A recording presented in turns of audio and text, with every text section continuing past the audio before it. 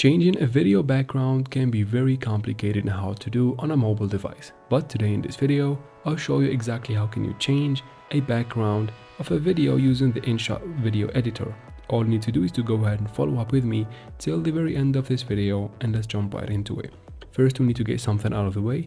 We need to go ahead and open your Play Store or App Store and make sure you have the app updated to the latest version, just like that. Once you're done, you can finally go ahead and open Inshot. Now, add your video from here, then tap on New. And here, before adding the video, we need to choose a background for the video. So let's go ahead and choose any picture from here and tap on the bottom right corner on this green button to add it. Once we add it here, we need to add the video on top of it. So tap on this BIP feature right here. And now choose your video. It's better if it is on green screen mode to make it easier for us to change and remove the background.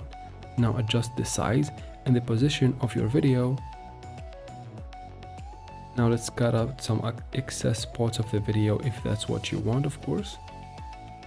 And after all that, we need to go ahead and look for a feature that is named Chroma. So swipe right here from these tools, and once you find it, go ahead and tap on it to open it, of course.